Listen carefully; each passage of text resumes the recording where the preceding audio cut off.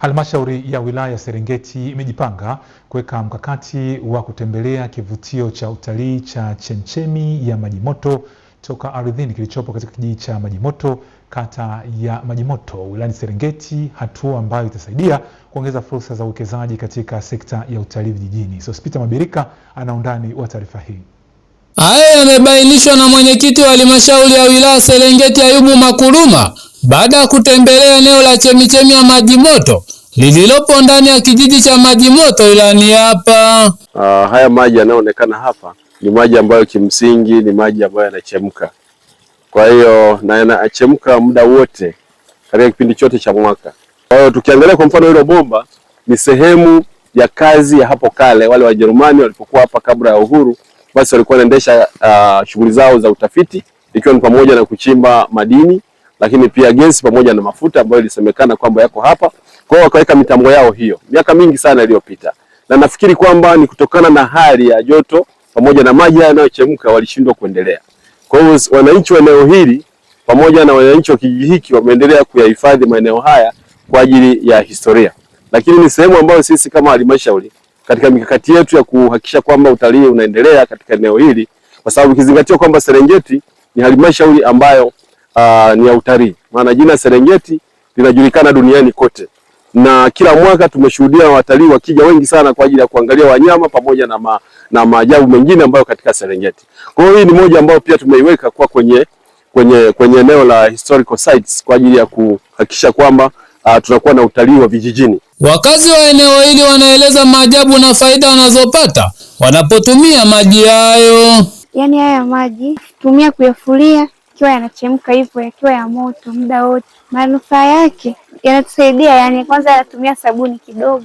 Yanasaidia pale ambapo unakuta nguo chafu zile zilizoshindikana, ambazo nguo zile wakati mwingine mpaka tununue jiki, lakini zile nguo zikija hapa zinaweza kusafishika. Pia imani ya uponyaji kwa baadhi ya magonjwa yanatajwa kuwa sehemu ya ufumbuzi. Inawezekana wachezaji wakiwa wanacheza kwenye mpira, mtu akapata majeraha kidogo, haya maji yanakuwa ni tiba kwa sababu anakuja kujikanda. Kwa hiyo hata maji haya ukibahatika kuyaoga, basi anaondoa mambo fulani ikiwa ni pamoja na sumu zile za juu. Kwa hiyo ni mahali ambapo kwanza ni salama kwa ajili ya utalii. Chemchemi ya Majimoto ni kivutio chenye maajabu mengi wilayani hapa, na kwamba muda umefika kwa serikali kukitangaza na kufungua fursa za uwekezaji wa utalii vijijini. Nikiripoti kutoka Serengeti, Sospita Mabirika, Star TV.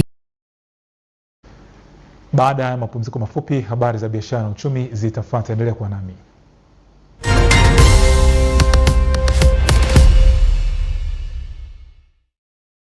PBZ Bank sasa wamekuletea huduma ya PBZ Lipa Hapa. Fanya malipo ya bidhaa na huduma mbalimbali kupitia simu yako bila kuwa na pesa mkononi kwa kutumia PBZ Mobile App, mitandao ya simu na mabenki mengine. Scan QR code ama andika nambari ya biashara kwa kutumia simu yako. Weka kiasi, thibitisha muamala, kisha ingiza nambari ya siri. Malipo yako yatakamilika. Na kwa sasa tumesogeza huduma zetu mpaka mkoani Arusha na Tanga. Mikoa mingine tuliowafikia ni pamoja na Dodoma, Mwanza, Mbeya, Morogoro na Mtwara. PBZ Bank, benki ya watu, chaguo la watu.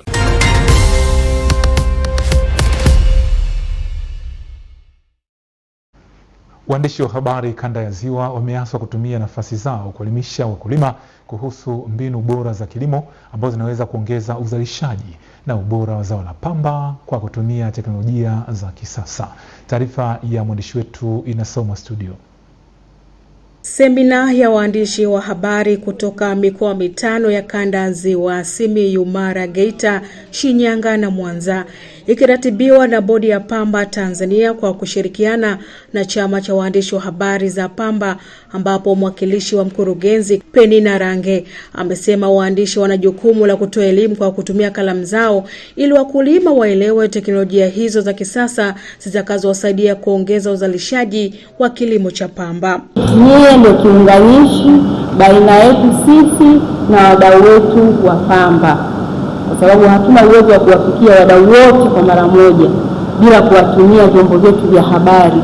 Kwa hiyo tukivitumia vizuri kupeleka taarifa iliyo njema kwa uelewa wa wadau na tasnia kwa ujumla. Katibu wa Chama cha Waandishi wa Habari za Pamba na Mazingira Tanzania Sita Tuma amebainisha umuhimu wa semina hiyo kwa waandishi wa habari katika kuhakikisha wakulima wa sekta ndogo ya pamba wanafikiwa na elimu, na baadhi ya waandishi wakiahidi kupanua wigo. Tumia waandishi wa habari kufikisha ujumbe ili mkulima awe na elimu ambayo itamsaidia kulima kwa kuzingatia utaalamu, lakini pia kuna teknolojia mbalimbali zinaletwa na wadau wa sekta ya pamba.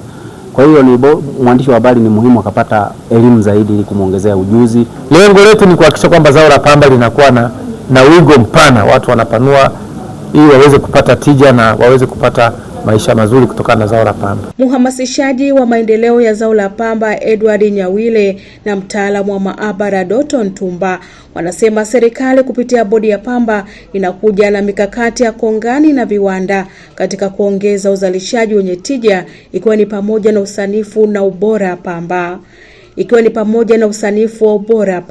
Tuhakikishe kwamba ile pamba ghafi tunaitumia hapa nchini kwa maana ya kuiongezea thamani pamoja na kuweza kutengeneza ajira kwa watu wengi wa ndani ya nchi. Ana uwezo wa kufungua sehemu tofauti za sampuli na kuona usafi, lakini kuona kila kitu kilichomo kwenye sampuli. Katika semina hiyo, waandishi wa habari za pamba wamekumbushwa wajibu wa kuhabarisha wakulima kuhusu elimu ya kukuza sekta ndogo ya pamba nchini, kuhakikisha upatikanaji wa pembejeo bora za kilimo, masoko, pamoja na sera na mipango ya serikali inayolenga kuimarisha sekta hiyo.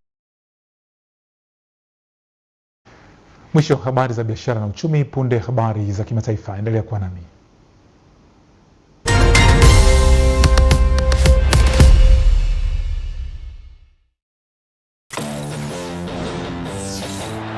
From the grandest stage, the badges change, but the passion remains. It's a special goal. Cometh the hour, cometh the man. This football is from the heavens. What a story this is. 10 months of drama lie ahead. The stage is set. Mahali pekee kwa soka bora duniani ni SuperSport. Jiunge na DStv kwa shilingi 15,000. It's on.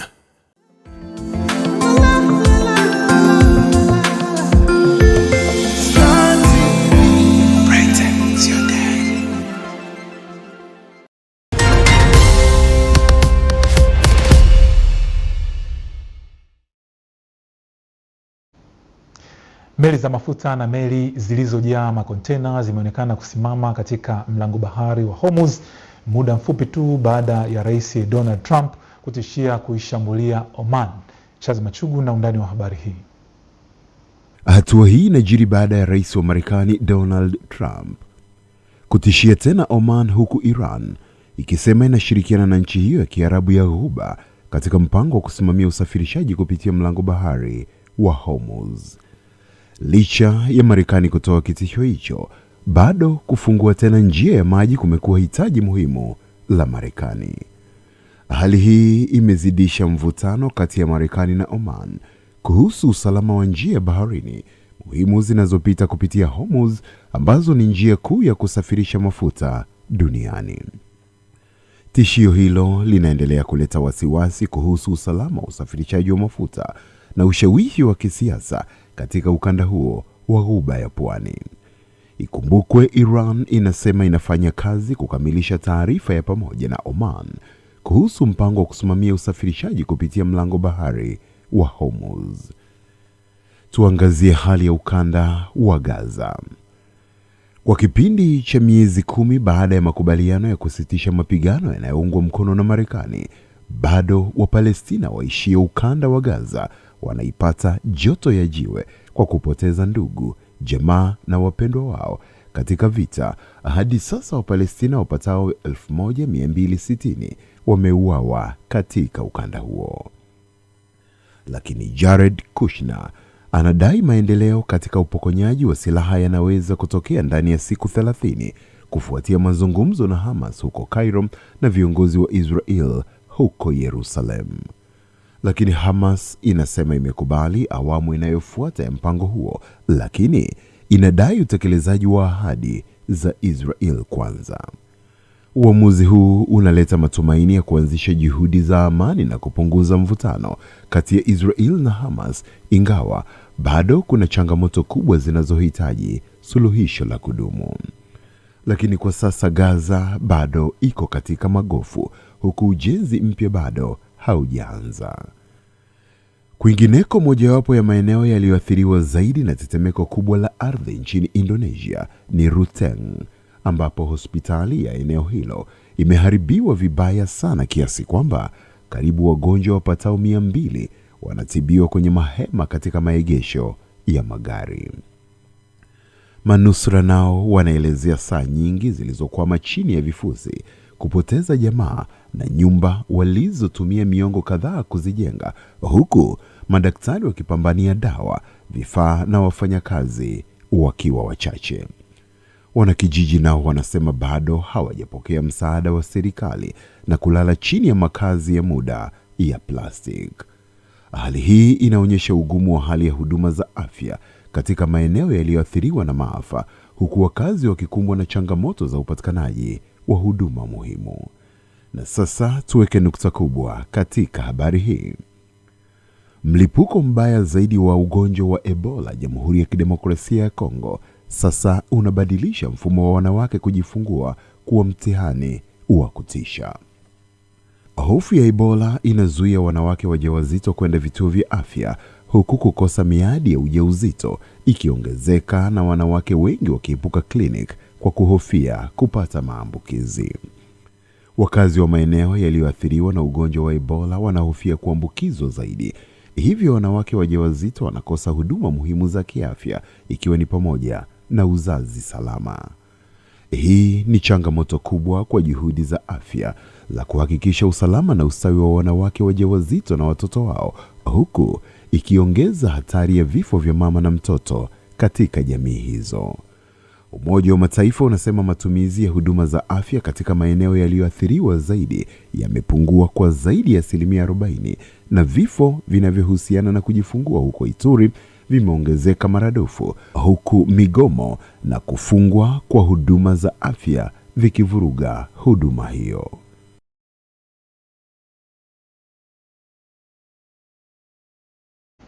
Mwisho habari za kimataifa. Punde habari za michezo na burudani. Jiandae.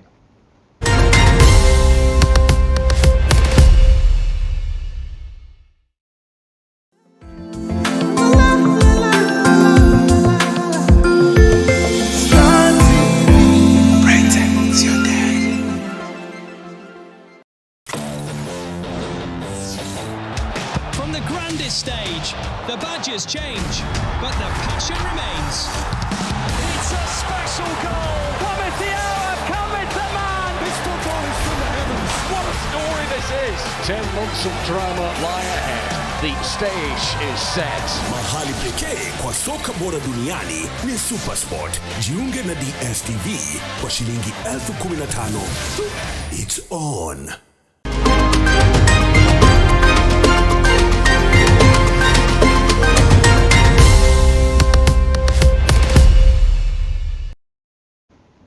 Benchi la ufundi la timu ya Pamba Jiji FC limesema limewaandaa wachezaji wao kimazoezi na kisaikolojia tayari kuikabili Simba ili kupata ushindi wa kwanza kwenye ligi kuu msimu huu katika mchezo utakaochezwa kesho kwenye uwanja wa CM Kirumba jijini Mwanza. Taarifa zaidi na mwandishi wetu. Kocha wa magolikipa wa timu ya Pamba Jiji FC John Waa amesema baada ya kulazimishwa sare na Dodoma Jiji katika mchezo wa kwanza, makosa yaliyojitokeza yamefanywa marekebisho.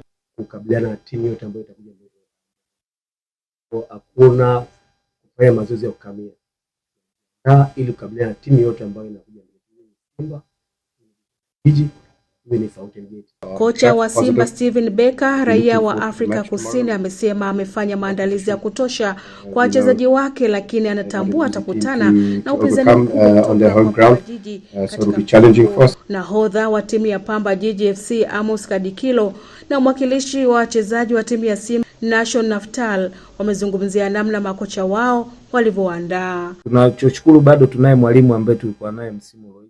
Kwa hiyo anaelewa ni mazingira gani ambayo alikuwa anatumia msimu uliopita.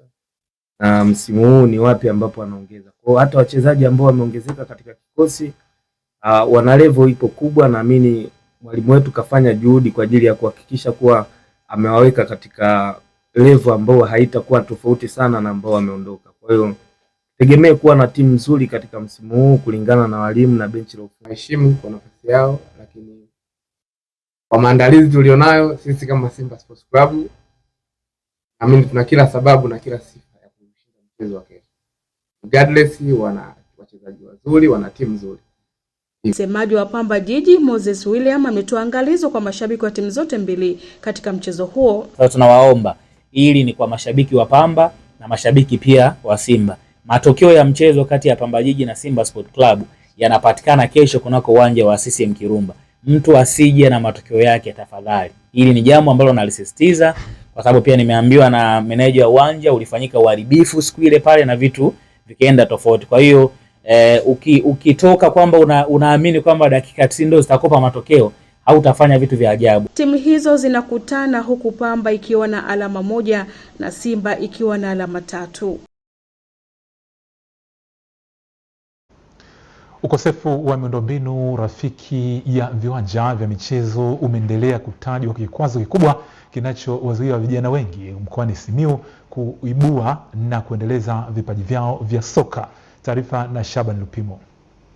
Mashindano ya ndondo ya Kadogosa Cup 2026 yamefikia tamati katika viwanja vya Dutwa, yakihitimishwa kwa mchezo wa fainali uliowakutanisha wenyeji Dutu FC dhidi ya Nkololo FC.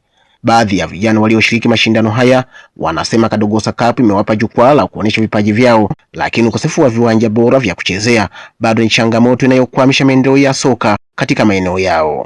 Waboreshe miundombinu kama viwanja na viongozi waendelee kuwahimiza pia ili michezo iendelee kusimama. Tena vifaa, maana tuna changamoto za vifaa vya michezo. Nataka tu support kwa jinsia namna hiyo. Akizungumza baada ya fainali, mwandaaji wa mashindano haya, mbunge wa jimbo la Bariadi Vijijini, Masanja Kadogosa, anasema kutokana na mwitikio mkubwa wa wananchi na vijana, ipo haja ya kuwekeza zaidi katika ujenzi na uboreshaji wa viwanja vya michezo. Upendo huu wa mpira nafikiri itapendeza sana siku moja tukikaa kwenye uwanja wetu. Kwa hilo nafikiri itakuwa ni kwa sisi viongozi tujipo kwamba tuwe na uwanja ambao utakuwa ni rasmi, utakuwa na nyasi nzuri za wachezaji wetu kucheza. Kwa hilo ndio nafikiri malengo yetu tujiwekee kama viongozi. Kwa upande wake, mkuu wa wilaya ya Bariadi Simon Simalenga anasema serikali inaendelea na mipango ya kuboresha miundombinu ya michezo ili kutoa mazingira bora kwa vijana kukuza vipaji vyao. Mheshimiwa Rais Daktari Samia Suluhu Hassan, wananchi nataka niwahakikishie inawezekana kwa mashindano yajayo, upo uwezekano tukatumia uwanja mkubwa wa kisasa na wenye hadhi ya shirikisho la mpira wa miguu duniani FIFA, kwa sababu uwanja huo unajengwa kwenye chuo cha Sapiwi. Jumla ya timu 84 zimeshiriki mashindano ya Kadogosa Cup 2026, huku timu ya Nkololo FC kiibuka bingwa wa mashindano hayo baada ya kuifunga Dutu FC bao 1-0 katika mchezo wa fainali uliochezwa Dutwa, na hivyo kujinyakulia zawadi ya shilingi milioni 3 na kombe. Shaban Lupimo, Star TV, Simiyu. Ligi ya soka ya timu za veterans mkoa wa Mwanza inazidi kushika kasi katika viwanja mbalimbali, huku baadhi ya timu zikiomba wadau wa michezo kujitokeza kwa dhamini ili waondokane na ukata ambao unawakabili. Tupate taarifa hii. Timu za Pamba Stars Veterans na Rock City Veterans Mwanza zimekutana kwenye uwanja wa shule sekondari Maris wilayani Ilemela mkoani Mwanza katika mfululizo wa ligi hiyo inayoshirikisha timu 11 ikiwa ni msimu wake wa pili. Kocha ya timu ya Rock City Veterans Hashim Kibonde amesema ligi hiyo ina ushindani, huku kocha msaidizi wa Pamba Stars Veterans Ladislaus Mbogo akisema wadhamini wanahitajika. Ligi ina ushindani, of course, hasa mimi naweza nikazungumzia upande wa timu yangu. Timu yangu imejizatiti vizuri kwa ajili ya kufanya vizuri. Na wachezaji wangu wa Kongo kina Maregesi Mwangwa, yuko Eli Falcao. Kwa wale ambao ni masponsor ambao tunahitaji wasogee, wasione shida kuweza kusupport maveterani, kwa sababu maveterani kwanza ndio hamasa nchi hii. Maveterani ndio mpira wa nchi hii. Kwa kama watapata nguvu kupitia kwa wadau, mimi naamini hata vijana chipukizi kuna kitu watajifunza. Katibu mkuu wa umoja wa timu za veterans mkoa wa Mwanza Ambrose Everest Anasema wako katika mikakati ya kuhakikisha wanapata zawadi kwa kila timu inayoshiriki, huku mjumbe wa kamati ya mashindano ya ligi hiyo Abbas Saidi akizungumzia mchezo baina ya timu hizo. Napenda tupate walau zawadi kwa timu shiriki ambazo zinazoshiriki katika hii ligi yetu. Kwa vile hatuna bingwa, kila timu ni bingwa, basi ni vizuri mwisho wa siku kila mmoja walau akapata zawadi nzuri ambayo itabaki kama sehemu ya kumbukumbu. Tumepoteza mchezo huu, ni sehemu ya mchezo, lakini kikubwa zaidi ukiangalia wenzetu walikuwa na umri wa chini zaidi ya sisi. Sisi ukiangalia wengi tuna umri zaidi ya miaka 50 na 60 na. Mchezaji Malegesi Mwangwa wa Rock City Veterans ameshukuru waandaaji wa ligi hiyo kwa kuwapa fursa ya kuwakutanisha wachezaji wa zamani, huku Bruhani Saidi wa timu ya Pamba Stars Veterans akitoa ushauri kwa kamati ya waandaaji. Ya kwanza inatufanya tuungane pamoja kwa sababu inatukutanisha mara kwa mara na pia inajenga mahusiano mema, na pia kwa ajili ya afya zetu, kwa sababu sisi tumecheza mpira wa zamani na umri tayari umeshakwenda, tumeshatoka katika mpira wa ushindani. Baada ya kuweka umri wa miaka kuanzia 35 kama sasa hivi walipoweka miaka 35 mpaka na kuendelea, wabadilisha, ni ingalau wangeanzia miaka 40 kwenda mbele. Yaani hiyo ndio halisi inakuwa ya maveterani. Katika mchezo huo timu ya Rock City Veterans imeibuka na ushindi wa mabao 4-0 dhidi ya Pamba Stars Veterans, na ligi hiyo inasimamiwa umoja wa timu za veterans mkoa wa Mwanza ikiwa chini ya mwenyekiti wake Msema Kawewe.